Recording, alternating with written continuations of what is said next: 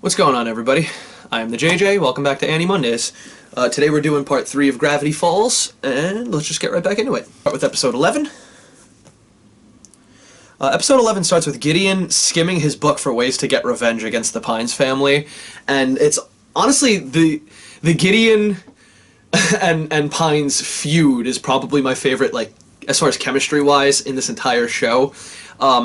I think it's so good that it propels throughout the entire series. I don't know if it was intended to be that from the beginning, but the fact that Gideon pops up all throughout the series, and especially is very prominent with the feud. The feud between them is very prominent in the finale, so it's interesting to note. The doorbell rings, and it's a really good comedic moment where Stan opens the door, and it's, the tax collector! And then smoke bombs. Stan's fucking, you're gonna find out in these few episodes, Stan's answer to everything is just smoke bomb the area. Just run away. You find out that the person isn't necessarily a tax collector, it's somebody who's giving him a check, and then it turns out to not even be that, to be person hired by Gideon to try and trick Stan to sign away the deed for the mystery shack. They haven't said yet why Gideon wants the mystery shack so bad, and it's interesting, because he tries to trick Stan, and then Stan winds up turning it back around on him, and it's just literally, yeah, check the paper. Check the paper, idiot! The main point of this episode is Mabel grows a few inches taller than Dipper, and Dipper's basically supremely insecure about that. So basically she's just taking jabs at him, and the best intro ever. What's happening? I was awoken by the sound of ridicule. Show me the victim. So you have people on all sides just basically fucking stacking these preconceived notions of what they think he should be like. It's similar to the whole Dipper's not necessarily, like, secure with his manhood. A lot of the series is about insecurity, which you could argue it's a little bit repetitive, and it's negative that they do that a lot. I actually kind of like that, because that's what growing up is. It's literally a metric fuck ton of insecurities, and they don't ever really stop. You gain more and you just keep working through them. You see a really beautiful and creative scene artistically with these crystals in the forest as Dipper runs away from the ridicule. These beautiful crystals that fucking change animals to different sizes. So you see like giant centipedes, giant butterflies, tiny deers, a tiny panther. It's just really good perspective. If there's a real like letdown in this episode, it's that they don't bring back the invisible closet wizard that Mabel is convinced is in the closet. I feel like that would have been a really cool like episode down the line, or even if it turned out to actually exist. Either way, I just feel like that was a missed opportunity, and I really wish they devoted an episode to that, because that could have been a fun medium episode. It's funny because it could have been there the whole time, because he's invisible. He could have been throughout the whole series. They could have had a sort of a bland-in kind of thing with him. Though I guess maybe you don't want too many of those. Maybe it's cluttered. Really dark joke in this one, where you see Gideon go through the house. He comes home, he's got the jar full of the kids who are shrunk down, and he comes in, and his mom is just vacuuming. She's just sitting there vacuuming. Her hair is gray, her face is just shocked, broken, and dead. Basically, one shot of her just basically tells you all you need to know. She is a broken, depressed, look how my life is, look how I married into the wrong, my kid's a miserable bastard, my friggin' husband lets him be. It's a really depressing joke. Just keep vacuuming. Just keep vacuuming. Seuss puts on Stan's hat. When Stan takes off his hat, he puts it on and just goes, "One day." Set up. This whole episode is an episode about Dipper learning to be secure with himself, to love himself, no matter what he is, small, weird-voiced, that'll come up later as well, the ideal, typical man. The series is just telling you, in different ways, to just accept who you are and move on. Oh, I don't try to point out these little stupid things, because it's a cartoon, not to mention a kid's show, not to mention, it's just like it doesn't have to follow, because of those things, it doesn't really necessarily have to follow traditional things. So if you have little stupid things here and there that are, that take you out of it, it's not necessarily that big of a deal. One of the ones I just wanted to mention was, when they're in Gideon's pocket, and they see the elementary school card for Gideon, since when do elementary schools require school IDs from their students? Probably not a good idea. I would have lost that shit. So basically, at the end of the episode, they destroy the crystal sighting. It's too dangerous. The major flaw with that is there's still an entire forest full of these crystals that anybody at any time can go get. It doesn't work like that. If you destroy them, they're just going to go to the forest and get them anyway. Now you're unarmed. Now you're screwed. Now you're going to get shrunken. You don't have anything to grow you back. Weird choice. And that'll bring us on to episode 12. This is honestly my personal favorite episode. I really love the idea of Summerween. I love Halloween. I'm a Halloween person. I love that they have Summerween, which is a middle Halloween in like June or July because, you know, the town loves Halloween so much. Why the fuck not? Stan, once again, robs the store with a smoke bomb. Then it just pans to them running away after the smoke bomb. You paid, right? Yeah, of course I did. Goes back and it's just literally a fucking drawn-on Stan dollar. So he robbed them. Disney. Let your kids watch our shit.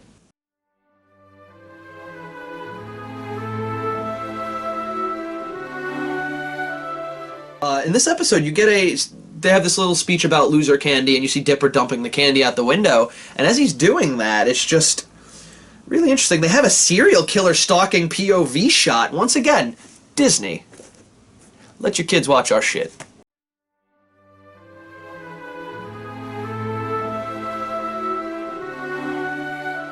Don't watch Song of the South. This episode has the best, like, single extra.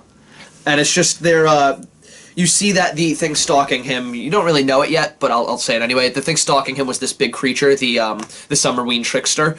And he basically puts this thing forth where he basically says you're forced to trick or treat for 500 pieces of candy or blah blah blah because, you know, Beauty and the Beast storyline, they weren't nice to him. Yeah, throw out loser candy, whatever, you know. But the particular best part of this is just this little boy walks up while this is all happening on their front door, and the little boy, my name's Gordy, and he just gets fucking eaten whole. And as he's going down the guy's throat, you just hear, remember me! Like, I don't think I've ever laughed as hard at a kid's show than this specific moment. This one and the end of the episode, which I'll get to when we get to. Like I said, they're forced to trick or treat for the summer trickster or get eaten. They have to get 500 pieces of candy by the end of the night. Really creative little challenge they set forth in this episode. That's, I think, why I like it so much. It's just really, I don't want to say it's necessarily entirely unique, because it's not necessarily entirely unique. I mean, they even sort of did like the whole like Halloween haunting thing on regular show. They do it all the time, is my point. But the way it's done feels special. It feels unique. It feels entirely its own, and it's Gravity Falls, so it's wonderfully done. The restaurant owner with the one eye, when they go trick-or-treating, who I promise never to do the voice again, so I'm not going to, is at the door, and she just looks at everybody, and she starts naming the costumes wrong, and she gets to Seuss, who's a luchador, and she calls him the Elephant Man. Coming this summer on Disney Channel, played by Zac Efron. Elephant Man. I thought the B-plot in this episode of Stan trying to scare modern, desensitized youth, it's great. It's a clever subplot. It's a nice stab at how desensitized the youth is. I mean, it's self-explanatory. I can't really explain that one anymore, but at the same time, it's just done. It's expanded upon fully. They try like every type of scare tactic possible in this, both Stan to them and them to Stan. And then finally the one that gets them, which I'll just spoil now, is just Stan changing. They break into his house. By the way, what the fuck is that about? I mean, the kid was dressed as Rambo, so yeah, that happened. Kid was dressed as Rambo for Halloween. When Dipper finally works with Mabel and they start raking in the candy, after he overcomes his shame and kind of dresses, although he doesn't fully overcome it, but he gets over it and realizes, I'm gonna fucking die, so do it. But he does it, they start raking it in, and it's just a really nice moment, because you feel the genuine love between the two. He wants to go trick-or-treating, but his yearning to be an adult for who he obviously likes, Wendy, who invites him to the Halloween party with Robbie, it's pulling him in two separate directions, which once again, I think that's a big element of growing up. I want to do this, but if I don't do this, then I'm gonna be screwed, and it's all complicated as shit. And then we get another disturbing shot. I mentioned the one earlier of him, the point of view shot, but the trickster is almost like a Jeepers Creepers moving closer and closer in the fucking street lamps. He's just like almost Slender Manning in. like almost like fucking street lamp to street lamp moving in, and it's just a really slow-paced, methodical, well animated shot that just really probably might be a little too much for certain kids. He turns out being loser candy, and I think they hint at it pretty well. The point of view shot is when Dipper's throwing the candy out, and that's when it starts. That's the hatred moment. You have he gets hit with a candy bar and a piece of candy in the neck, and it absorbs. There's little moments where you really understand, like, you could really break it down and go, oh, okay, I could see how that was a possible outcome here. Gordy from earlier pops up when they beat him. He's like on his body's just there, and he just pops up. I've been traumatized. That was the one I mentioned earlier, and it's just such a good callback. It's really, really funny. Like I have a stupid sense of humor. I probably laugh at stuff that is a little on the more kid side of this sometimes. God, I have something in my eye. I probably do laugh at some of the more kid-friendly things in this, but that being said, it doesn't matter, because stuff like this gives me the excuse to watch it. Not that I need one. I'll watch whatever the hell I want. I watch Power Rangers. You'll probably get that down the line too. But the point is, you gotta appreciate them trying to make this appeal to everybody, and it's these moments that really succeed. It's not necessarily always the adult jokes. These aren't really adult jokes, but these are great for any age. They're just fun comedy. And then Seuss beats the trickster by eating him, and you see candy corn like rolling down the things. You think I'm delicious? All I've ever wanted to be was delicious. And it just pans back to Zeus, and just crying's kind of weird, but I'm just gonna keep eating. I love that line. And then they all have a nice family moment at the end of the episode, which I really appreciate in the show. All these family moments in this show really work, despite usually being set up by cliches and things that tear them apart, and you know, all those really annoying things that you don't necessarily agree with because they're just to pad the plot in other shows, but they happen quickly in this, and then basically do lead to strengthened bonds, and I think it really does pay off. But yeah, they're doing that in the family room, in the living room while watching TV, and you know, the real meaning of Halloween, where we can all come together and celebrate pure evil. That was a great line, and then you also end with Seuss has the best line here, and it's just, I ate a man alive tonight. Mabel and Stan get into a disagreement about running the Mystery Shack, and that's really the big driving force in this episode. Right off the bat, I just want to point it out that this, I don't know if this episode points it out, like, as best as it should, but you really need the balance of both of these. You cannot be a pushover, you cannot give everybody everything they want, but you also can't disrespect your customers, and you also can't, you know, be an asshole, or you're not gonna fucking be listened to or make it far at all. And I think the episode shows it, but they don't really drive it home enough. Especially since someone wins, and it's like, okay, so that seems like the better way, you know? At the end, they have like a nice little reconciliation, but you need a little more than that. We'll get there when we get to it. Stan Betzer, he can make more money on vacation than her making money in the store in 72 hours, so 3 days.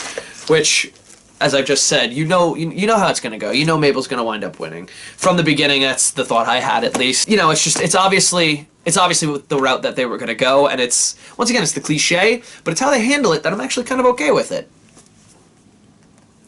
Stan goes to what they were watching earlier on in this episode, the Wheel of Fortune ripoff, wheel show or wheel spin, oh yeah, I don't know, oh yeah, the name of the show. Either way, it's a great idea. I really like how they throw that in. It makes it seem like either could have a chance, despite like what I just said. I knew it was going to be Mabel, but it really does a good job of making you think, like, up into the last minute, Stan's really got this, and then it kind of shits the bed at the end.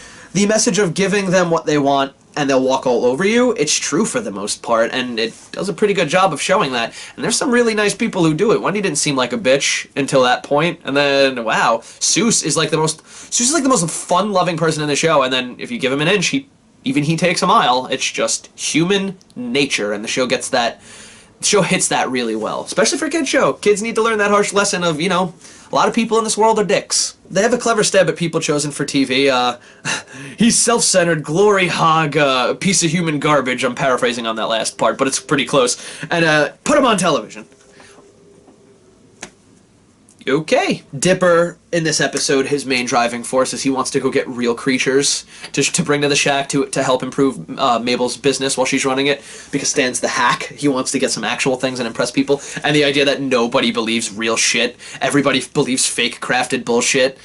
Media. And there's another great play on convention cliche where, you know, like a character will say something and then the other character will do it, and then it'll be like, no, that'll make it worse. The way they do it is like, only use water. And if it's absolutely necessary, because water will make it worse, and she already splashed the water on him, it's like, who the fuck writes like that? I like that they mention that basically in the show.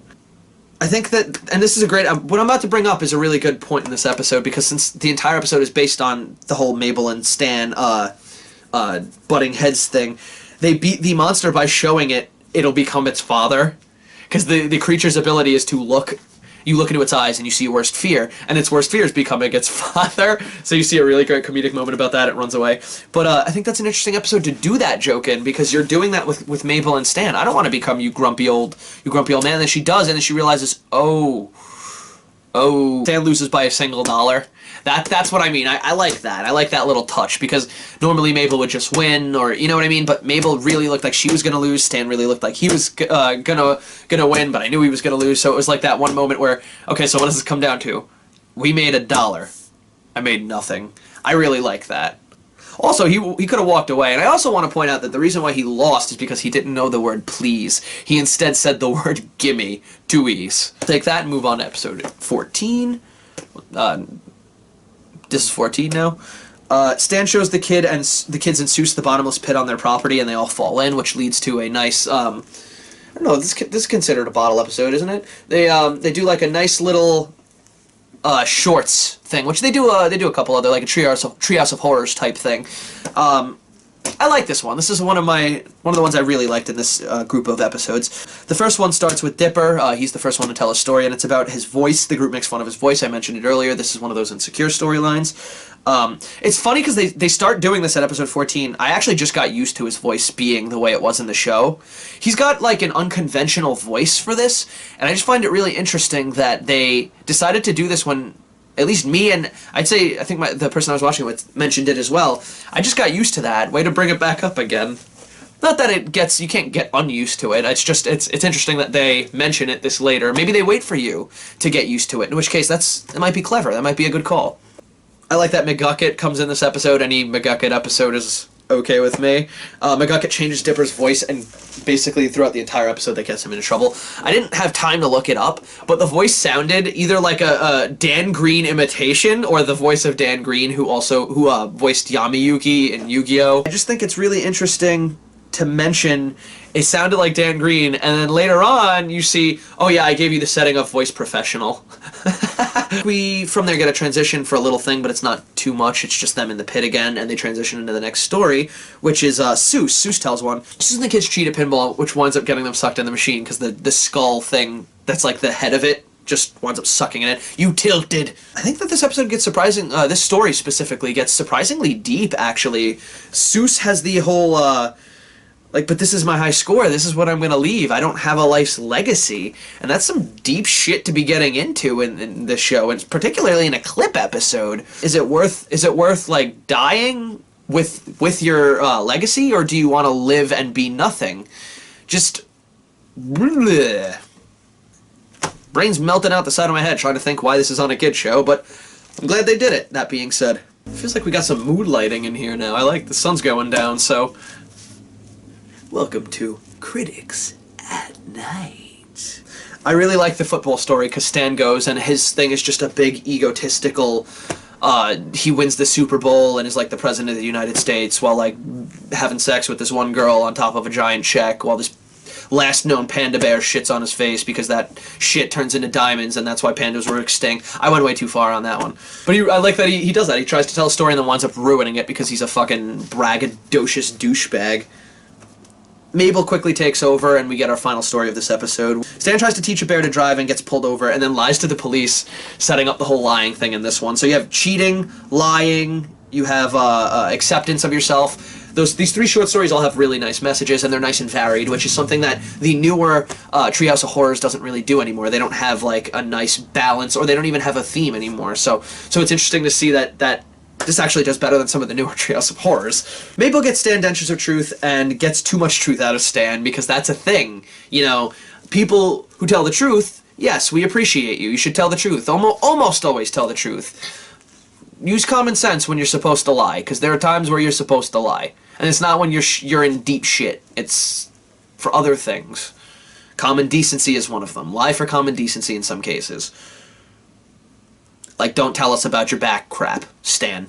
At the beginning of this episode, you saw Mabel push this purple box, and the purple box comes back as the Dentures of Truth, which you find out is the one story in these that are true. It actually happened. We just lived through the story. Why are you telling this to us? And we end on episode 15. This is the final one. It's good because we're running out of daylight. Wendy's the lifeguard, which is a good way to have Dipper in this, and it also brings back my point couple Gravity Falls reviews ago where I brought up all these characters come back. They're all the background.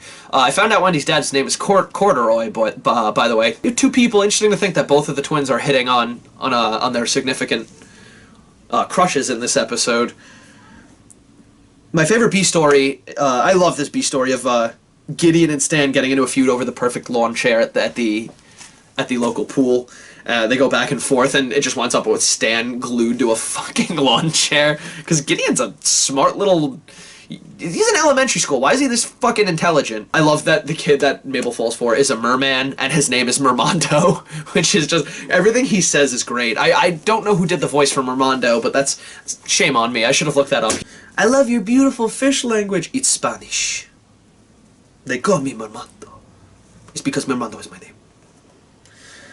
Mabel and her mermaid boyfriend plan to break out so that her mermaid boyfriend can get back to his home, and it's just really well done. The way that he got there was funny, and animals licking him to keep him alive. Because I honestly question how the fuck did he get from the ocean to the pool without dehydrating and dying? And they answer it. It's cartoon as fuck, but it's answered. But yeah, their little breakout is great. I love that. The kid in solitary. Oh my god. Like, and it's just the pool, this is the water, and this is all you see of the kid. And it's just a box. It's the most depressing thing, and it's also the best ending that we get, the best end credits joke. It's also interesting to note that he comes back during Dipper and Mabel's whole argument about, like, once again, Dipper having to put his wants and needs aside for his sister. There's also another thing I want to bring up that's interesting to note. Mabel loves Mermando, and she says she loves him, and I think she loves him more than anything we've seen, more than Dipper and Wendy. Mabel loves him so much that she instantly sets him free, which...